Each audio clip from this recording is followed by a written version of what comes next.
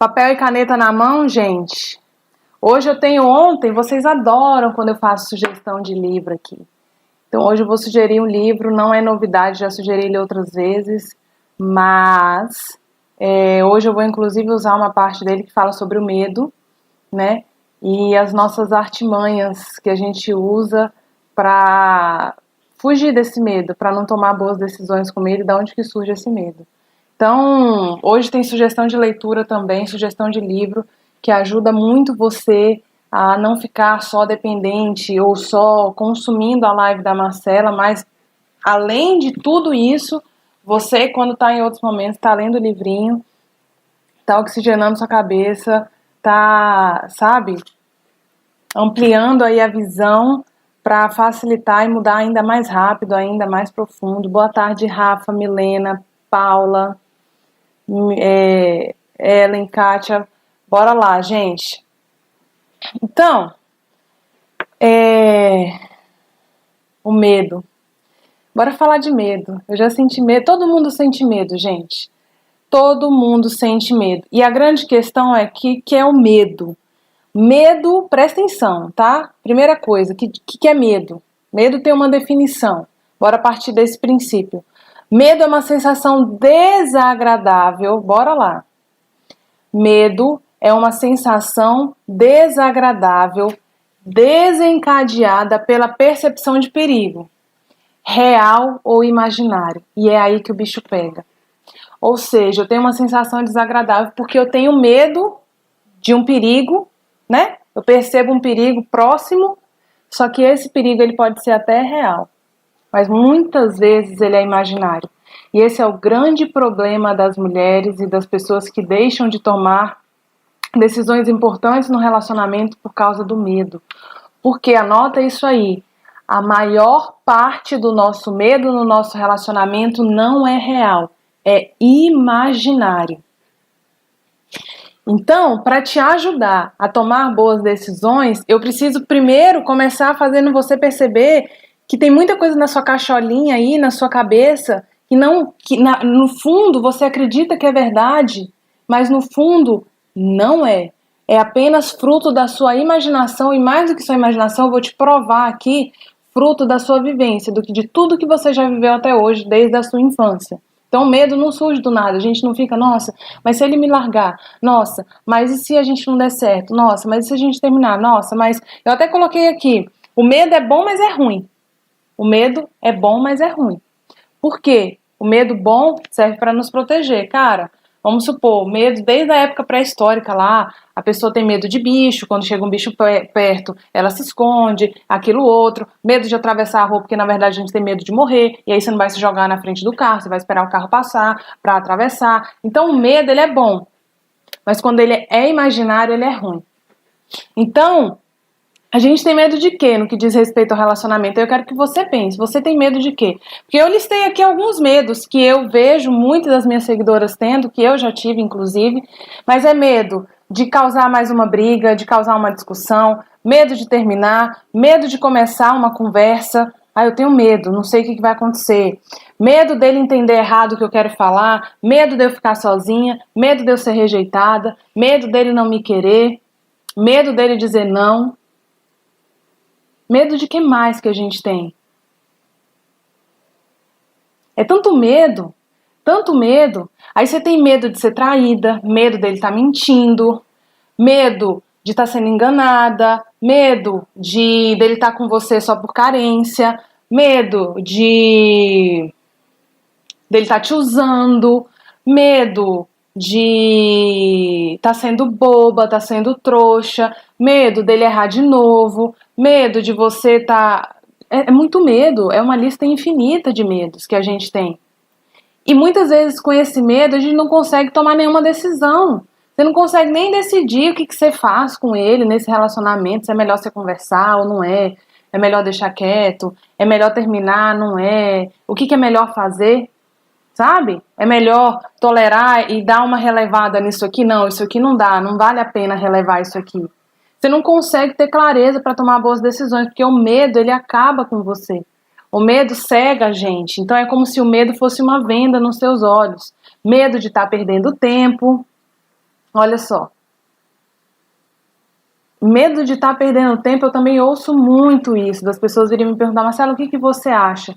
Eu tô com medo de estar perdendo tempo, eu tô com medo do que as pessoas vão falar, eu tô com medo do que minha família vai achar, eu tô com medo do que a família dele vai achar, eu tô com medo de não encontrar outra pessoa igual ele. Eu tô com medo. Gente, é uma lista infinita. E anota essa frase aí. Onde existe medo, não existe amor. Ao mesmo tempo que eu sinto medo, eu não consigo sentir amor. Aí você vai falar, tá, mas e aí? Para que o amor precisa me ajudar a tomar boas decisões? Bora lá, eu vou te mostrar. Marcela, de onde surge esse medo? E se eu fosse você, de coração, eu prestava muita atenção no que eu vou ler para você agora, do livro, e o livro eu vou já te dizer qual que é o nome dele, mas para você identificar que tipo de criança você foi e da onde provavelmente surgiu esse seu medo tão grande. Por quê? E aí eu não vou me delongar muito, porque eu acredito que aqui, por si só, já fala muito da ideia que eu quero trazer, mas ele fala assim, o nome do livro, já indiquei aqui e vou falar de novo dele, A Arte de Amar e Ser Amado, que é do Robin... Gente, eu já falo o nome dele. Peraí. Robert Holden. E aí, na página 46 do livro, ele fala assim... Peraí.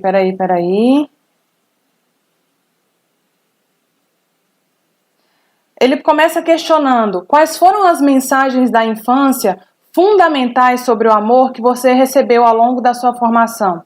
Você sabe? E aí ele fala que... Cadê? A infância de quase todos nós, vai vendo. Eu tô falando de mim, eu tô falando de você, do seu vizinho, da sua mãe, do seu namorado, de todo mundo. A infância de quase todos nós foi cheia de mensagens confusas sobre o amor. Nós nos sentíamos amados, mas não de modo incondicional. Vai vendo. Você que tem filha, filho, ouve isso aqui, mas não fica se julgando como mãe, não, amor. Ouve isso aqui como mulher, aberta a ser melhor. Acabou. O que aconteceu daqui para trás, que você não sabia fazer diferente, está tudo certo. Ouve tudo isso com carinho, com amor, aberto para você ser uma mulher melhor, beleza? E tomar boas decisões daqui para frente. Mas aí fala, a mensagem que vinha dos nossos pais, dos nossos professores e amigos era: você será digna de ser amada se... Ou seja, o amor precisava ser merecido e conquistado. O que isso tem a ver? E aí ele vem e fala aqui sobre impor regra demais que pode levar as crianças a abandonar seu verdadeiro eu e substituí-lo por uma imagem mais agradável que as livre de problemas e lhes garanta mais amor. Vai vendo da onde que vai surgindo o nosso medo. Desse querer, desde criança, causar uma imagem mais agradável para quê? Para quê? Para ter garantia de mais amor. E do outro polo do amor não é o ódio, é o medo. Na visão da Marcela, principalmente, e a partir de tudo que eu leio, o oposto do amor não é o ódio, é o medo.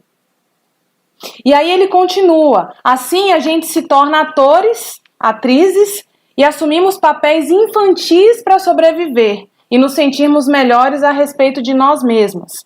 Então, muitas vezes, podemos vestir esses papéis de forma superficial, como uma roupa folgada, ou profundamente como uma armadura, dependendo das nossas mensagens da infância e da nossa reação diante delas. Agora, olha aqui onde que entra, o que isso tem a ver hoje com o seu namoro, com o seu casamento, com o seu relacionamento. Os papéis infantis que criamos aparecerão mais tarde em nossos relacionamentos e podem se tornar grandes obstáculos à nossa capacidade de amar e ser amados. Conheça algum dos papéis infantis clássicos. E aí eu vou falar aqui, eu acho que são 5 papéis infantis. 5 tipos de criança, de papéis que a gente assume desde pequeno e que você muitas vezes está ainda agindo de acordo com esse papel que você adquiriu desde pequeno no seu relacionamento. E por esse motivo não consegue tomar boas decisões. E para que eu quero que você identifique e que tenha uma suspeita muito forte de qual é o seu papel? Porque você consegue abrir mão disso e entende que ficar vestindo uma máscara, vestindo um papel hoje, não vale mais a pena. Então, ó, o primeiro papel infantil que ele define aqui, ele chama de a criança bem comportada. Será que você foi a criança bem comportada? E aí ele fala assim, a criança bem comportada acredita que quando é bem educada, ela torna-se digna de ser amada. Anota aí o primeiro tipo de criança, criança bem comportada. Ela tem a ideia de que se ela for bem educada e bem comportada, ela vai ser digna de ser amada. E ela se comporta como uma pequena adulta organizada e aciada, que faz coisas corretamente e nunca fica aborrecida. Quando você acredita, olha isso, vai vendo na sua vida e no seu relacionamento essa ideia, se você tem ela dentro de você, e comece a mudar. Quando você acredita que ser bem comportada, ou educada, ou simpática, o que quer que seja, é a mesma coisa que ser digna de ser amada, você está dizendo para si mesma que precisa sempre se comportar como o mundo espera. Na vida adulta, você se apresenta como a boa amiga, a boa parceira, a boa mãe. Querer ser uma pessoa boa é normal. Convencer a si mesma de que precisa ser sempre bem comportada para merecer o amor é um problema. Aí vamos ver o que é esse bem comportado, qual que é o medo que tem por trás. O esforço para ser bem, para ser boa, esconde o medo de não ser boa o suficiente. Você confunde amor com aprovação e teme não ser perdoada se fizer algo de errado. O que isso tem a ver com tomar decisões? Vamos pegar se você é uma pessoa muito boa, a que é boa para o seu parceiro, a que tem dificuldade de dizer não, a que tem dificuldade de se posicionar, de emitir sua opinião, porque no fundo você pode ter uma ideia aí de que ser boa quer dizer ser digna de ser amada. E, por exemplo, na sua cabeça, se você traz essa ideia, mesmo que inconsciente desde criança, você pensa que, é o que ele fala, querer ser bom, gente, querer ser uma pessoa boa é normal, tá tudo bem com isso. O problema é quando você acredita que ser boa, você precisa ser boa para merecer o amor do outro. Isso é um puta problema. Porque você é daquelas que tá ali disponível pro outro. É daquelas que muitas vezes o outro faz coisas desconfortáveis com você e você tem dificuldade de se posicionar porque você teme não ser perdoada se fizer alguma coisa que vai desagradar ele. Então aqui, o que é interessante você entender se você foi desse tipo de criança bem comportada? Que merecer ser amada não está ligado à necessidade de ficar sendo boa sempre. Isso talvez você tenha aprendido quando criança, por conta das situações que você viveu. Às vezes tinha tanto arranca-rabo dentro de casa, dentro da sua família, dos seus pais, que ser boa para você era bom para não trazer mais problema para a família. Porque quando você era uma criança bem comportada, era um momento ou as situações em que você via seus pais te elogiando, sorrindo bem um com o outro. Por N motivos, esse papel infantil que você assumiu quando criança, naquela fase, até poderia ter um sentido bom. Mas trazer isso para a sua vida adulta vai te fazer ser uma mulher que tem dificuldade de dizer não. Vai te fazer ser uma mulher burro de carga, que faz muito pelo outro. Vai te fazer ser uma mulher com medo. Porque quando você entende que para ser amada você precisa ser boa, então quer dizer que você precisa a todo momento estar agradando o outro. Porque no fundo você tem medo de não ser amada. Então comece a mudar a sua visão se você é esse tipo de criança. Bora pro segundo tipo de criança. Tem gente falando aqui, nossa, sou essa criança. Calma, que ainda tem mais alguns aqui, você pode até ficar. Calma, eu acho que eu sou mais essa outra do que aquela. A criança prestativa. Anota aí, o segundo papel infantil, criança prestativa. Quem tá chegando na live agora e que tá vendo eu falar de criança e o tema da live é medo, é isso mesmo. Eu tô te falando a origem do seu medo, ela surge desde a sua infância. Quando você entende isso, você começa a mudar mais rápido aquilo que você precisa. A criança prestativa, ela acredita que se ajudar os outros, ela vai ser amada. Ela se comporta como um anjinho, como aquela enfermeira que coloca todo mundo em primeiro lugar e está sempre disponível. Quando você se apresenta no papel de prestativa, está sempre ajudando a todo mundo, mas nunca se permite ser ajudada. Nas amizades, você se posiciona como doadora e os outros têm que ser os receptores. Então você é aquela que dá, os outros são aqueles que recebem. Não é à toa que você sempre acaba exausta e derrotada. Aí na vida amorosa, como é que você é quando você assume esse papel de tipo de criança prestativa? Na vida amorosa, você atrai as pessoas que espera salvar de alguma forma, mas quem precisa ser salva, na verdade, é você. Querer ajudar as pessoas é um ato de amor. Agora, acreditar que você tem que ser sempre o salvador é um grito desesperado de amor. Anota essa frase aí. Querer ajudar as pessoas é um ato de amor. Acreditar que você tem que ser sempre a salvadora é um grito desesperado por amor. Eu falo isso porque às vezes você tá com um cara que é todo truncado na vida e você tá tentando arrumar a vida dele, você tá tentando salvar ele.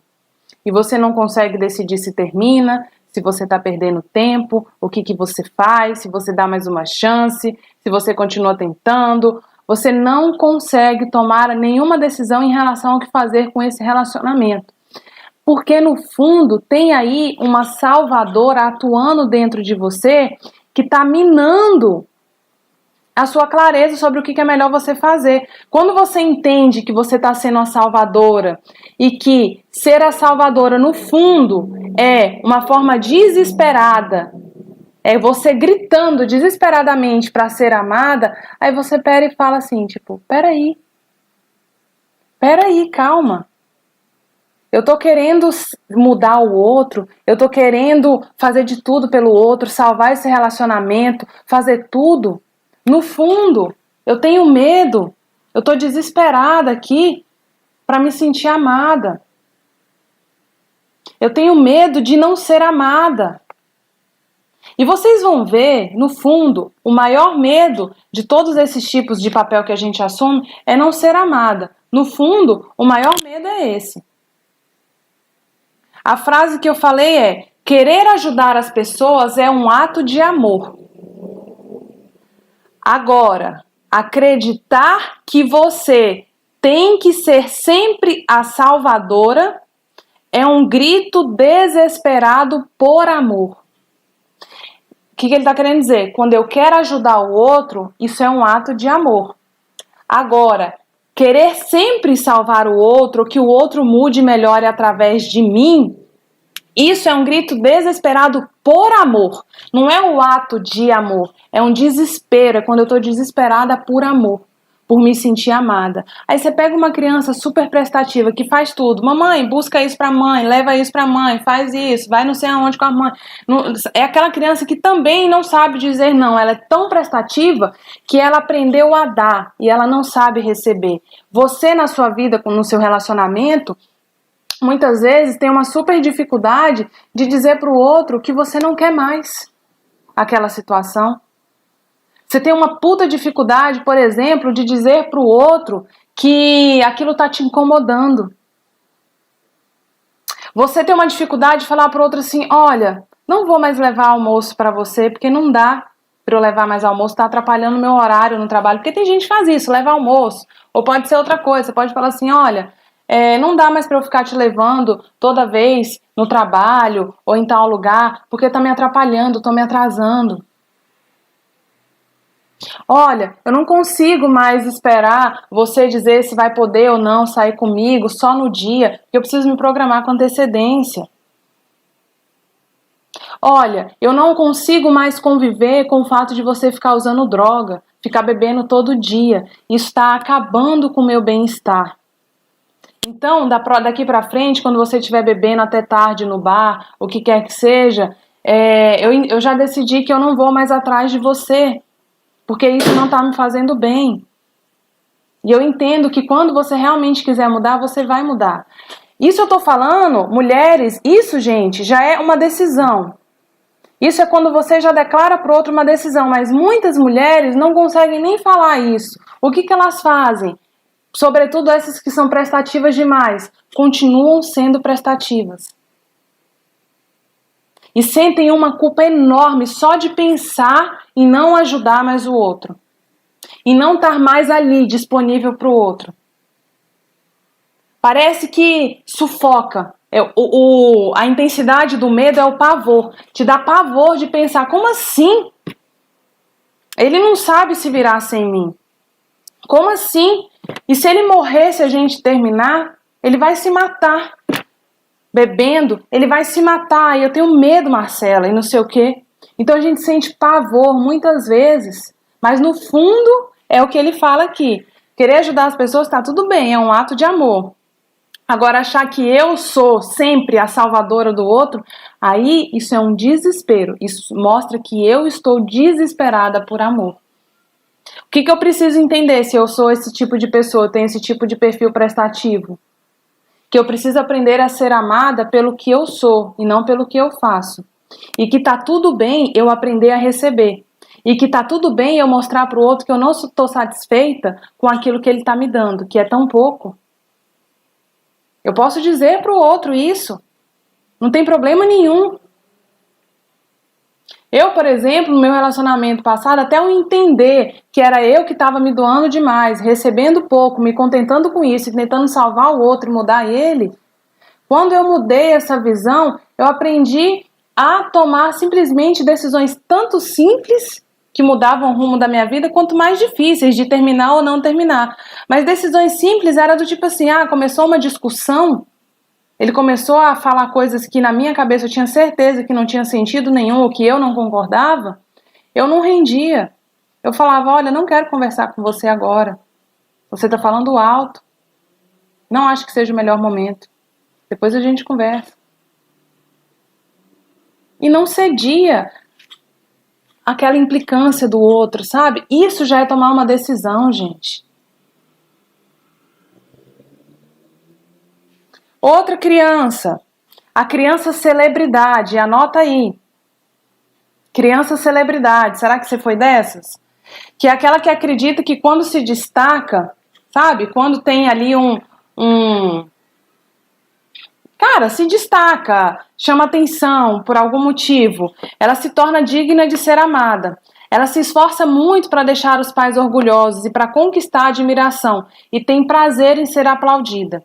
Quando acredita que somente seu melhor lado é digno de ser amado, cara, eu vou xingar aqui, puta que pariu. Esse autor, ele é muito incrível.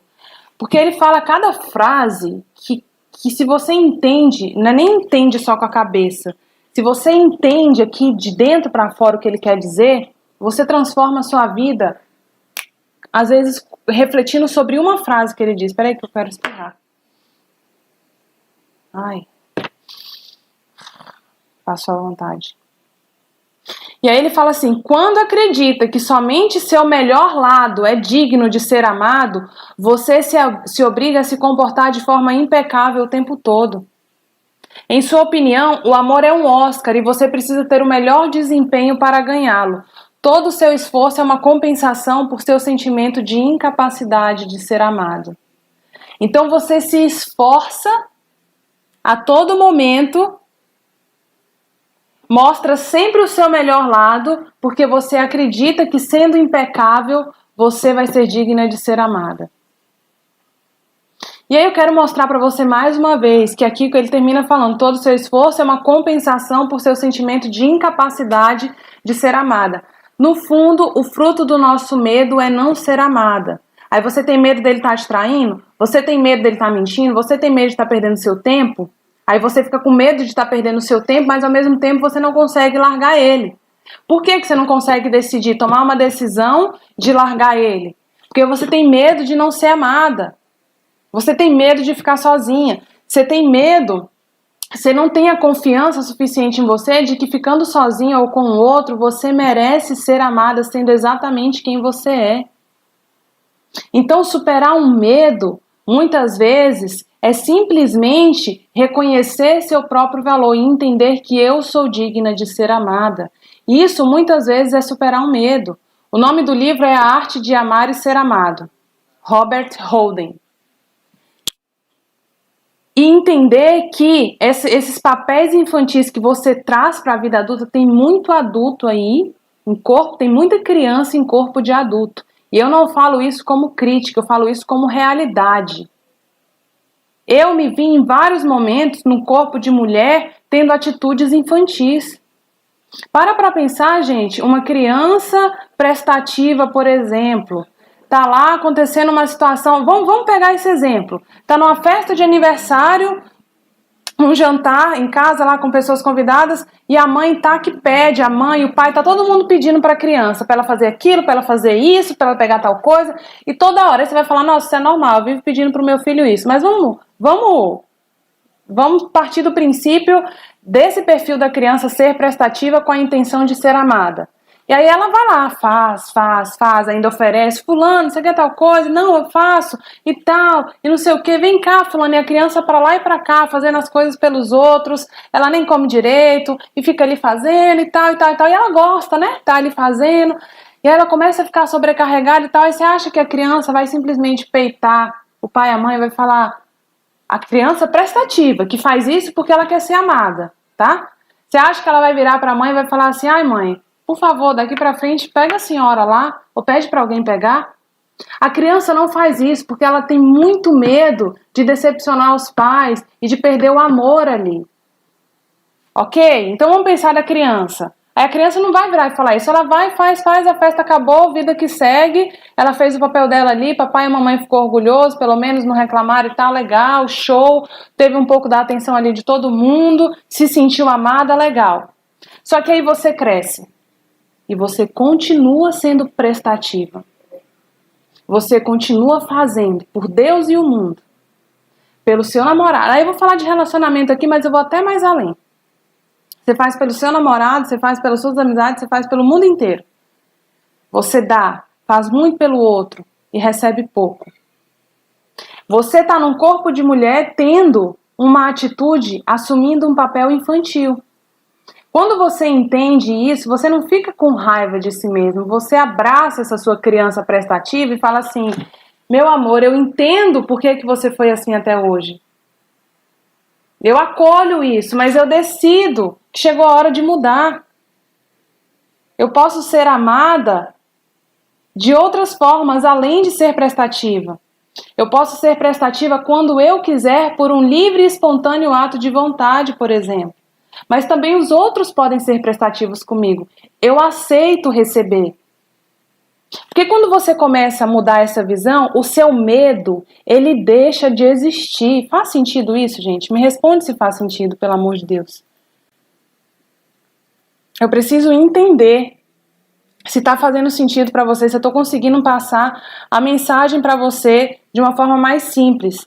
Que quando você muda essa visão, até sobre a sua forma de ser no mundo, o seu medo automaticamente deixa de fazer sentido, porque você vê que o seu medo não é real. Se você disser um não, isso não vai fazer você não ser amada, ficar sozinha, triste pelos cantos. Não! Muitas vezes eu vejo mulheres que morrem de medo de falar alguma coisa pro cara, e quando foi lá e fez, não aconteceu nada, ninguém morreu. Sabe? Às vezes você pode pegar um exemplo aí de coisas mais práticas, tipo apresentar um trabalho na faculdade, não sei o que, ou coordenar uma reunião no seu trabalho e tal. Aí você fica assim, ai meu Deus, mas eu não consigo.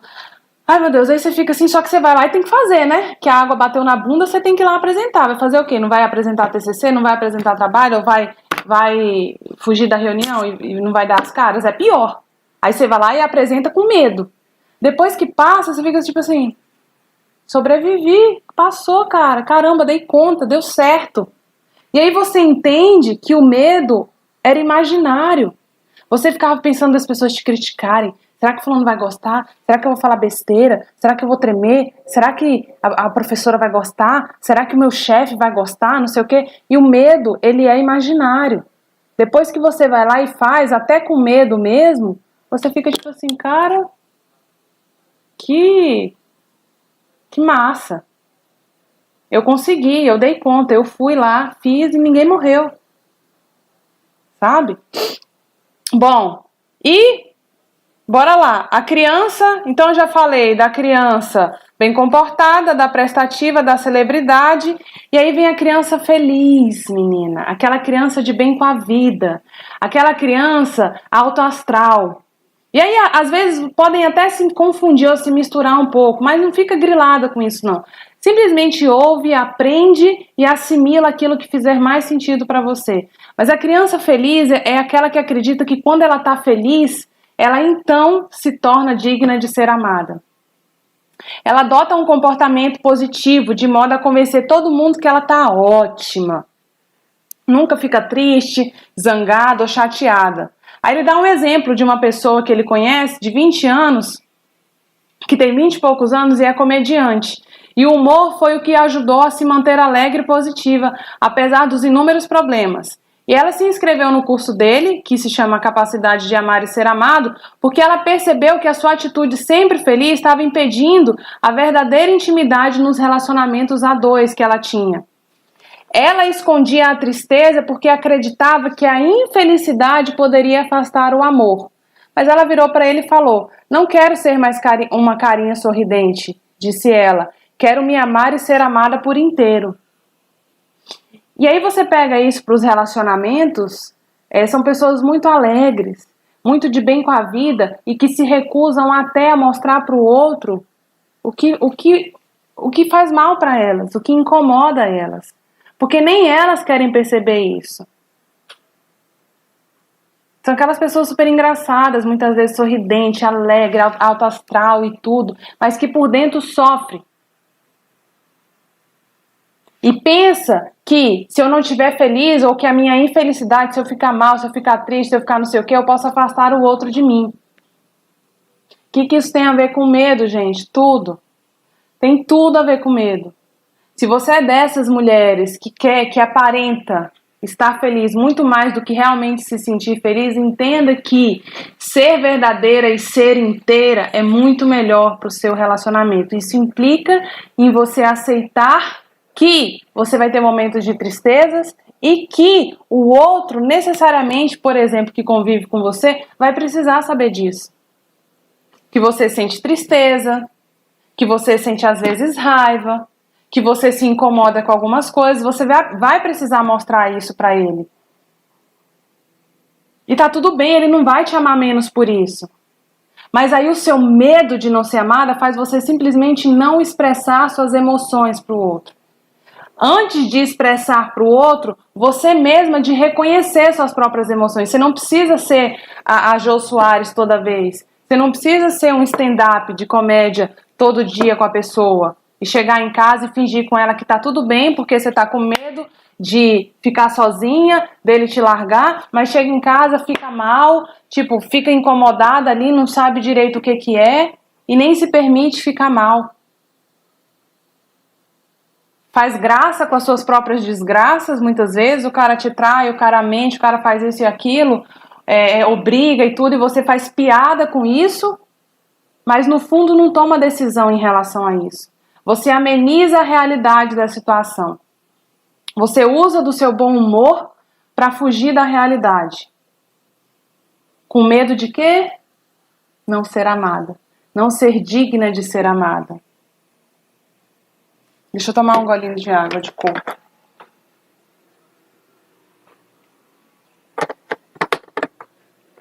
O que essa pessoa que se identifica com esse tipo de papel, ela precisa entender? Eu posso ser eu por inteiro. E ser eu por inteiro implica em eu não ter medo de expressar minhas melhores e piores emoções. Eu posso sentir tristeza, tem coisas que o outro vai fazer que me incomoda, eu posso sentir isso, eu posso falar pra ele que me incomoda. Eu posso ficar triste. E quem realmente estiver disposto a me amar, vai me amar por inteiro, não vai amar só meu alto astral, não vai amar só meu sorrisinho bobo. Bobo assim, gostoso e tal, mas não vai amar só esse meu melhor lado. Vai me amar por inteiro. E aí vem uma outra criança, tipo de criança aqui, que eu acho que é incrível isso, Eu acho que eu não vou ler todas, não, mas eu vou ler só mais essa, que é a criança melancólica.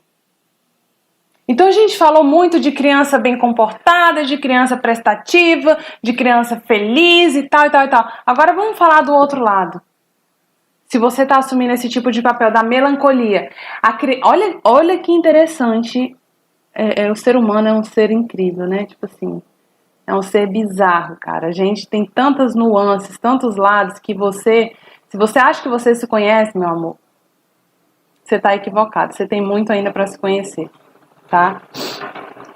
A criança melancólica, ela acredita que quando ela está infeliz, recebe mais amor. Percebe que seus pais lhe dão mais atenção quando ela chora, quando ela está doente ou quando fica triste. Sua melancolia atrai a dedicação que ela busca e a ajuda a ser vista mesmo que tudo não passe de encenação. A criança se sente amada mesmo que a atenção obtida não seja amor de verdade. Na vida amorosa, olha só, aí cresce, né? Essa criança que quando criança tinha esse papel mais melancólico, aí ela cresce. Na vida amorosa, a adulta melancólica fantasia ser resgatada por um herói. O problema é que é difícil acreditar em heróis ou no amor quando se é um poço de melancolia o tempo todo. Quando você desempenha o papel de melancólico, olha o medo que você tem. Quando você desempenha o papel de melancólica, você tem medo de ser feliz porque teme que, se tudo estiver bem, não receberá atenção e amor. É impossível resgatar alguém que tem medo da felicidade. Gente, puta merda, velho. Anota isso aí. Anota essa frase aí. É impossível resgatar alguém que tem medo da felicidade.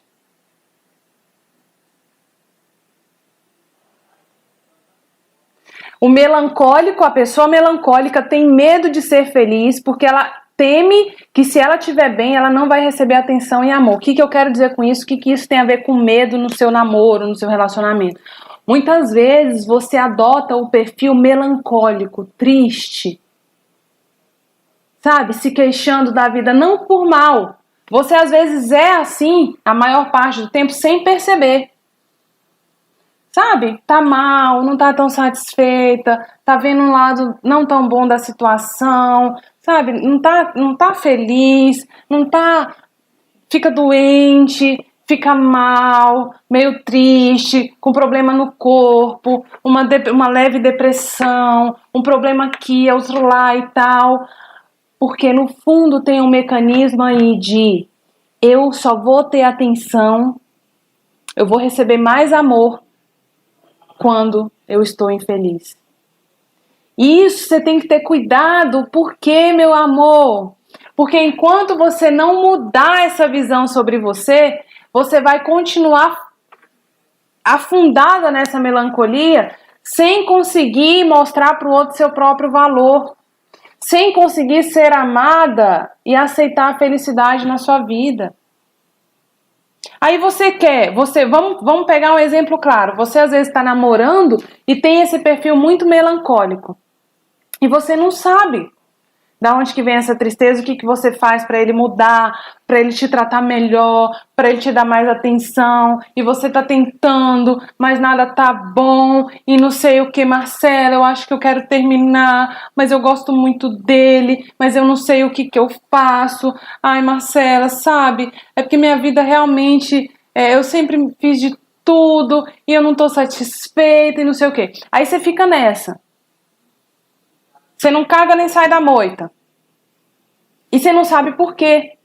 Você acha que é só ele também a questão, o X da questão. Mas muitas vezes não é. Muitas vezes, olha a frase, é impossível resgatar alguém que tem medo da felicidade. Muitas vezes você não toma uma boa decisão porque você tem medo de ser feliz. Anota essa frase aí, ela é pesada, mas ela é real. Muitas vezes você não toma uma boa decisão com medo de ser feliz. Tem mulheres, isso eu vou dizer, tanto mulheres namorando num relacionamento ou mulheres solteiras. Tem mulheres que não têm coragem de tomar nenhuma decisão em relação ao relacionamento, seja mudar, seja terminar, seja fazer alguma coisa para melhor, porque elas têm medo da felicidade. Assim como tem mulheres solteiras que têm medo de se envolver com alguém, mas no fundo têm medo de dar certo com alguém e se boicotam como? Com essa melancolia, com essa tristeza, com esse mal-estar eterno, com esse desânimo, sabe? Com essa... Ai, tô com uma dor aqui, aquilo outro. Ai, acho que eu não tô bem. Ai, mas é que não sei o quê. Ai, sabe? Então você tem que entender que quando você era criança, e muitas crianças, para salvar o casamento dos pais, se tornam melancólicas, porque elas entendem que quando elas ficam muito doentes, por exemplo, papai e a mamãe param de brigar, papai e a mamãe vão no médico comigo, papai e a mamãe vêm me dar comida na boca, papai e a mamãe me dão mais atenção, papai e a mamãe vêm me trazer remédio, papai e a mamãe vêm perguntar se eu tô bem. Enfim, você confunde ter mais atenção com ser amada. E beleza, quando você é criança, eu já falei aqui, crianças têm pouco discernimento das coisas. Elas simplesmente veem o efeito daquilo, vê que está sendo bom, mas não entende se está sendo realmente bom para ela. Então muitas vezes a criança se boicota a própria vida para tornar um ambiente mais agradável para os outros. A criança faz isso por amor. Mas beleza, você não é mais criança. Você é uma mulher agora. Você vai ficar continuando sendo melancólica até quando? Porque enquanto a melancolia estiver em auge aí na sua vida, como que você vai tomar boas decisões em relação ao seu relacionamento? É difícil, você entende? É difícil. Porque você fica querendo ter a atenção do outro a partir da sua infelicidade. Você não consegue vibrar numa energia diferente, sabe? Numa energia boa, numa energia de satisfação, numa energia de leveza. É isso que você precisa querer buscar. Você viu que eu falei da criança que feliz e da criança melancólica? É o oposto. Olha como o ser humano é bizarro. Tem os dois lados. A pessoa que acha que vai ser amada só se mostrar o melhor lado dela, estiver sempre feliz e de bem com a vida, mas também tem o outro lado. Aquela que vai receber e acha que vai receber mais atenção, amor e carinho quando ela não está bem. Então, você precisa entender de fato aonde que mora o seu medo. E aí agora, eu não vou terminar de ler todas as crianças, apesar de que eu acho que é muito, muito rico isso que traz aqui, porque tem mais ainda e o nosso tempo não vai permitir, mas agora eu quero te fazer um exercício, te mostrar um exercício para você tomar boas decisões de fato. Você tem uma decisão agora para tomar, certo? Vamos supor. Eu quero que você pense em alguma decisão que você tem agora para tomar. Qualquer uma que seja, se eu converso com ele, se eu não converso, se eu começo a fazer terapia ou não, se eu dou mais uma chance, se eu não dou, se eu termino ou se eu não termino. Qualquer decisão que você tiver, escreve que decisão é essa que você precisa tomar. Que eu vou te ensinar a fazer uma tabela com 4 quadrantes apenas, mas que te ajudam a ter clareza se vale a pena decidir por isso ou não. Se vale a pena ir por esse caminho ou não. Então escreve aí, qual que é a sua maior decisão hoje, nesse momento. Não precisa ser uma decisão gigantesca, gente, pode ser qualquer decisão. Eu tô pensando se eu falo pra ele sobre ontem o que aconteceu e que me deixou mal. Eu tô pensando, enfim, não me interessa a magnitude, a dimensão da sua decisão. As decisões mais difíceis, aí vem a frase. Deixa eu ver quem que falou essa frase. Eu não sei quem que falou essa frase. Não fui eu que inventei. Mas que fala que as decisões mais difíceis não são baseadas no que a gente pode ganhar, mas no que a gente não quer perder. Você não quer perder o amor. Você não quer perder o mínimo fio de esperança de se sentir amada, de ser digna de ser amada. Então bora lá. Escolheu a decisão, você escreve ela. E aí depois você vai... Deixa eu desenhar, te ajudar. O lance, cara, é que eu já deveria ter isso escrito aqui. Mas bora lá. É porque eu consegui desenhar, mas numa folha toda esquisita.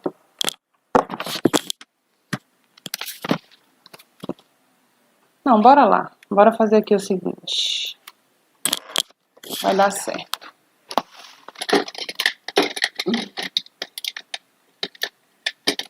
Vai dar certo. Então, você escreveu a decisão.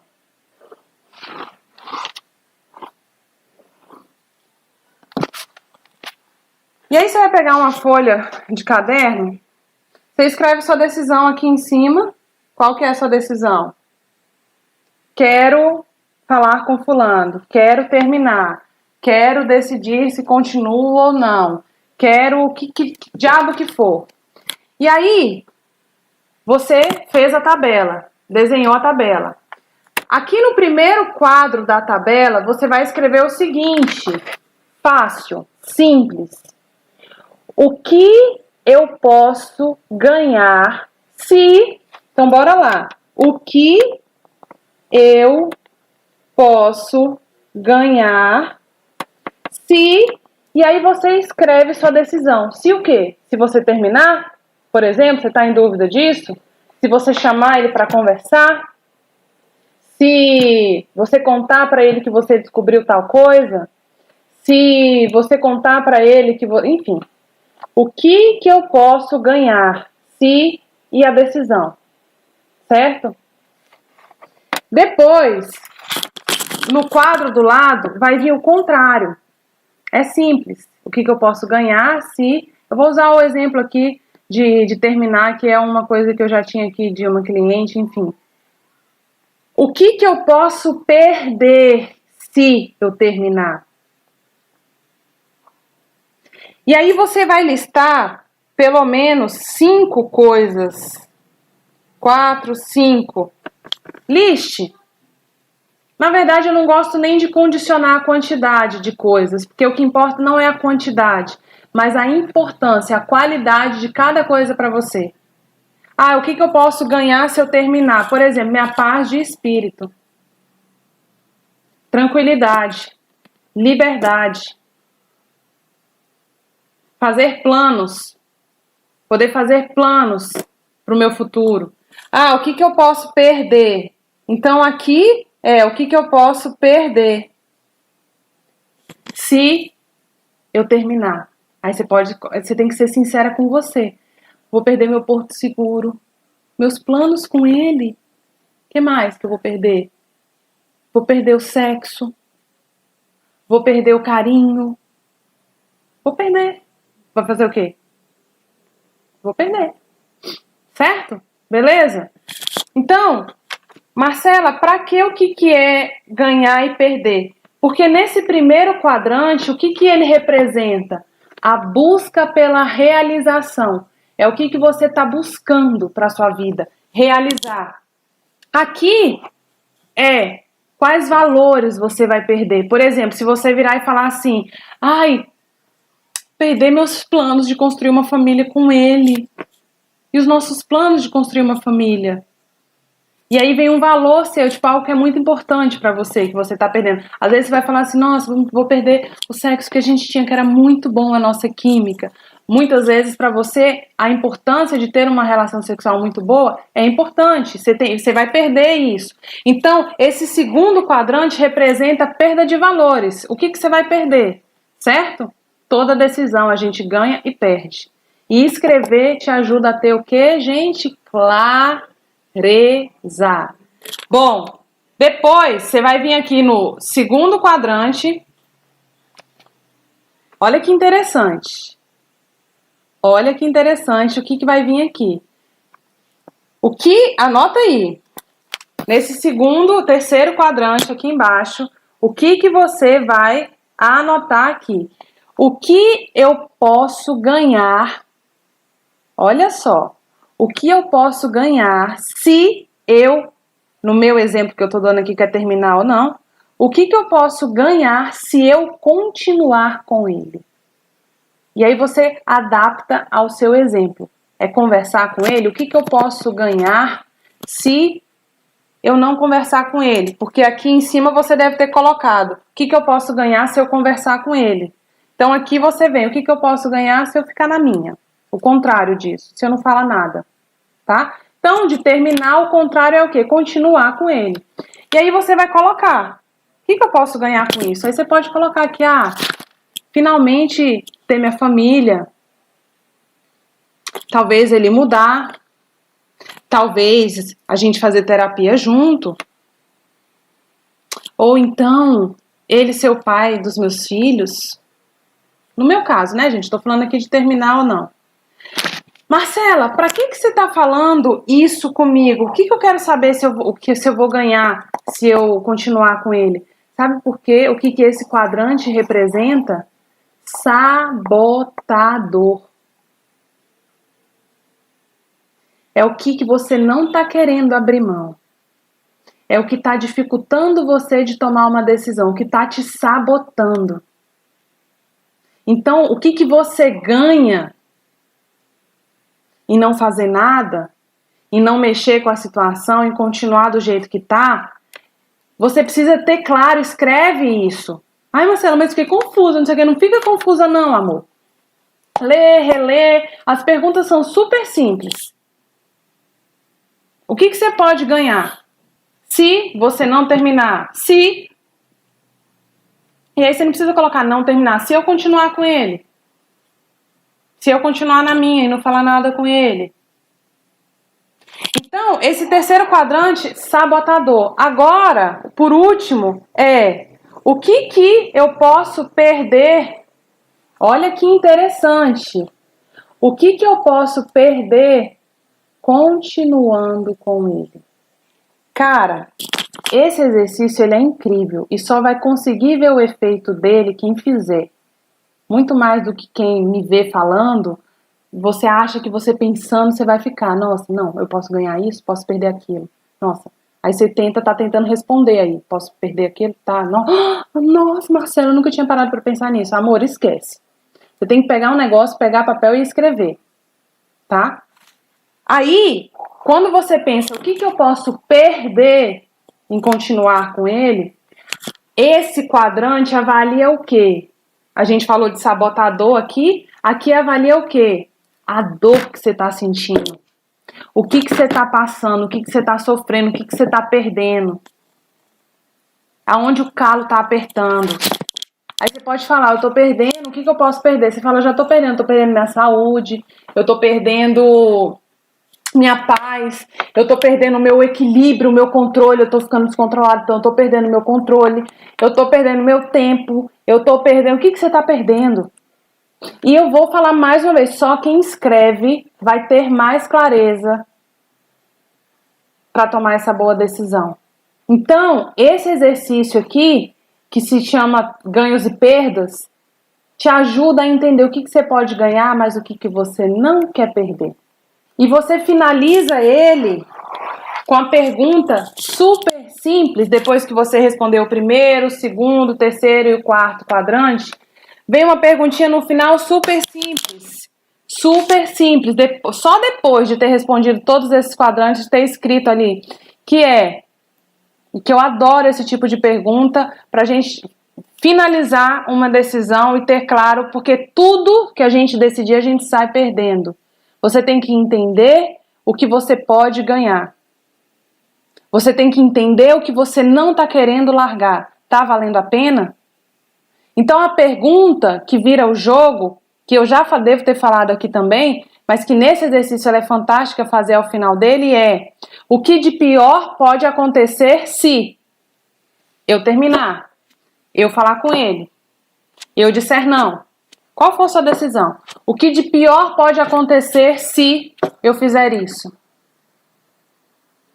Assim como eu quero que você avalie também o que de pior pode acontecer no contrário. Pausou aqui e voltou. Então eu quero que você avalie o que de pior pode acontecer se você tomar sua decisão, terminar, conversar um pouquinho. E também se você não fizer isso, mas tipo, o pior é o pior cenário. Ai, Marcela, tá bom, vamos lá. Eu posso terminar, ficar muito triste, ver ele com outra. E aí? O que de pior pode acontecer? Você ver ele com outra. Aí eu me arrependo, e aí? Aí eu vou sofrer, eu vou chorar, e aí? Aí eu vou ficar muito mal, e aí? É isso, eu vou ficar muito mal, cara. Isso não é ruim, não? Aí eu, falo, não, tudo bem, pra você isso é o pior que pode acontecer? Eu falo, tá bom. E continuar com ele. Por exemplo, eu tô dando exemplos reais aqui. Inclusive tem um aqui, um que eu tô aberto, de uma cliente, que o de pior que poderia acontecer dela continuar com a pessoa é ela morrer. No caso dela, tá? Era tão abusivo e tão problemático o negócio que ou chegaria o momento dela tirar a própria vida ou dele tirar a vida dela. Porque era crítico, era muito crítico mesmo. Isso foi o que ela respondeu pra mim. Então, entenda que quando você pensa o que de pior pode acontecer, você avalia os reais riscos. E lembra de tudo que eu falei das crianças aqui, o seu maior medo, no fundo, quando você tem claro que é não ser digna de ser amada, quando você muda isso dentro de você, você vê que não depende de amada, que não depende de ser boazinha o tempo todo, que não depende de ser prestativa, de ser melancólica, do que for para você ser amada. Mas o seu exemplo, a sua decisão, a sua transformação, ela depende muito mais de você ter clareza. E saiba, sempre que você decidir por uma coisa, você vai perder alguma coisa, mas você vai abrir possibilidades para ganhar outra. Dois corpos não ocupam o mesmo lugar. Dois sentimentos também não ocupam o mesmo lugar. Dois pensamentos não ocupam o mesmo lugar. Enquanto tem uma pessoa na sua vida, não existe um espaço para outra. Enquanto tem um sentimento na sua vida que seja ruim, não existe espaço para outro. Enquanto tem indecisão na sua vida, não existe espaço para uma boa decisão. Enquanto tem medo, não existe espaço para o amor. Então você tem que escolher. E escolher. Sabe? Então faça esse exercício, pelo amor de Deus. Tem gente aqui que pediu para eu colocar no Telegram. Eu vou colocar, eu vou mandar uma foto dele. As pessoas talvez do Telegram não vão entender muito. Paciência, né? Eu vou mandar um áudio explicando, mas não vai ser tão minucioso como eu expliquei aqui. Mas eu vou mandar esse exercício, a foto dele, os quadrantes dele, no Telegram, para vocês fazerem, certo? Bora ver se tem alguma pergunta? Tem uma pergunta aqui. Qual que é a iniciativa que devo tomar para parar com esse ciclo de ser uma criança bem comportada? É entender que querer o bem está tudo certo. Agora, entender que essa é a única forma de você se sentir amada está errado. Então, eu acredito que o caminho, uma iniciativa para você, acima de tudo, é entender que eu posso ser quem eu sou. É dizer isso para você. Eu posso ser quem eu sou. As pessoas vão amar, inclusive, minhas imperfeições.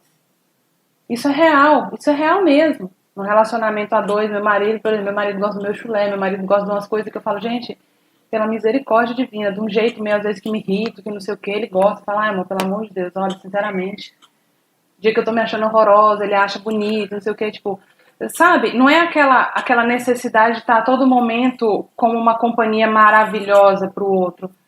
É ser a minha versão, a minha real versão. E entender que, sendo exatamente quem eu posso ser, que é quem eu sou, eu vou ser muito amada por isso. Primeiro por mim mesma e, consequentemente, pelo outro. Então, eu diria que uma iniciativa, premissa básica para isso é entender que você pode ser você por inteiro. É dizer isso para você, repetir isso para você. E começar a perceber já atitudes suas de bom comportamento que, no fundo, servem mais para manipular e ter o amor do outro do que como uma forma, uma expressão natural de quem você realmente é. Entendeu? Não, minha cachorrinha tá sonhando ali, fazendo altos barulhos. Bom, deixa eu ver. Tinha uma pergunta aqui, gente.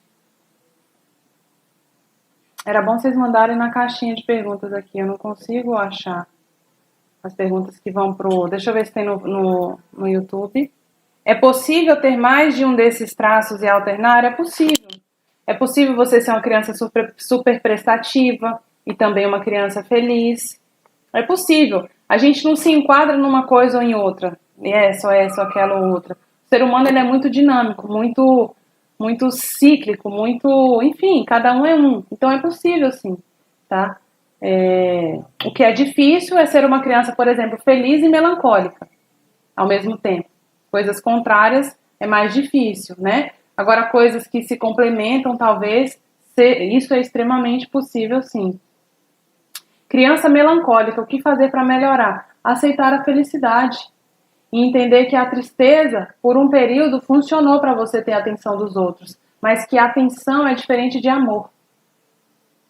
De ficar triste, ser melancólica, viver tendo problemas, né, adoecendo emocionalmente e tudo, isso pode te trazer a atenção do outro, mas é uma atenção intencionada. Às vezes é dó que o outro tem, às vezes é preocupação, às vezes é cuidado, às vezes é uma coisa que pode ser tudo, menos amor. Ah, meu Deus, quer dizer que o outro não me ama se ele cuida de mim? Não, não quer dizer isso. Mas quer dizer que você sendo realmente quem você é, a expressão do amor do outro vai vir naturalmente e não porque você é uma pessoa melancólica. E não para cuidar de você, por se preocupar com você, entende? Então é realmente aceitar a felicidade, acima de tudo, e entender que melancolia já não quero que faça mais parte da minha vida como fez até hoje. Quer dizer que eu nunca vou ter momentos de melancolia? Sim, mas isso deve ser a exceção e não a regra, né? Então, a questão, gente, de tudo que mora por trás desses papéis infantis é o para quê. Para quê que eu sou uma criança feliz, uma mulher prestativa, uma mulher melancólica? Para quê? Sabe? Então, tem os momentos de tristeza, tem os momentos... Tem. Mas eles não necessariamente são para ter a atenção do outro, e sim porque eu tô triste, e sim porque eu não tô num momento muito bom. Como posso entender e sair do ciclo de melancolia? Eu acho que eu já expliquei. Sair desse ciclo de melancolia é começar a mudar. Geralmente, se o cara fala alguma coisa pra você, a pessoa melancólica, ela geralmente vai pro polo da tristeza, de ficar chateada, de ficar mais triste e tudo. Quando isso acontecer, você percebe, epa, fulana, você já tá indo um pezinho ali na melancolia. Vamos encontrar uma forma diferente de agir, ao invés de reagir? Bora. Então é ter uma atitude mais de mulher, mais madura, que seja conversar, que seja olhar nos olhos, que seja expressar o que você tá sentindo, que seja, sabe, começar a ver o lado positivo das coisas, começar a ver o lado bom das coisas, começar a elogiar, reconhecer o que de fato tem de bom no seu relacionamento, no seu parceiro, em você mesma, sabe? Então eu acho que, enfim, sair do ciclo da melancolia é reconhecer os momentos e as atitudes que você tem, que são frutos desse papel que você assumiu até então, tá? E, gente, não quer dizer que a todo momento eu tô nesse papel. Pensa que é uma máscara. Pensa uma máscara de carnaval. Aí, às vezes você tá com a máscara feliz, mas não quer dizer que você acorda toda hora, você passa o dia inteiro assim. Vai ter momentos em que você usa essa máscara, assim como terão momentos em que você dispensa. Então não quer dizer que 24 horas por dia você é essa pessoa exatamente assim, melancólica, triste, feliz, prestativa e tal, e tal, e tal. Mas quanto mais frequente você usar essa máscara, mais grave, no sentido de profundo, é a sua questão e você precisa resolver isso, tá? Então, às vezes você usa essa máscara, às vezes não, e enfim, fique atento a isso. Bom, é isso. Amanhã temos mais live por aqui.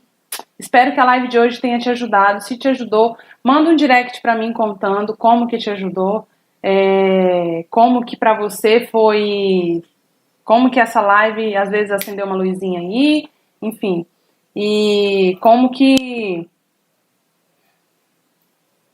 vai te ajudar a tomar uma boa decisão e se libertar do medo, certo? Até amanhã. Eu tô vendo que o Instagram ele deu uma atualizada, porque passou aqui alguns minutos de uma hora e ele não caiu.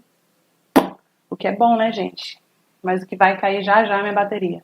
Então, beijo.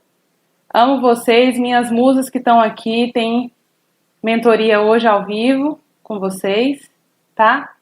Gratidão por aqui também. Bora evoluir, bora ser feliz. E vamos ser mulheres de valor, mulheres maduras, procurando acordar cada dia e se tornar uma mulher melhor, tá bom? Abraço a criança de vocês aí mas o tempo dela já passou. Então agora para vocês é muito melhor agir, pensar como mulher e de acordo com o que vocês realmente querem para vocês. Medo de não ser amada não te pertence, tá? Eu sou digna de ser amada sendo exatamente quem eu sou. Beijo, amo vocês. Até amanhã. Se Deus quiser, a gente se vê por aqui. Tchau, gente!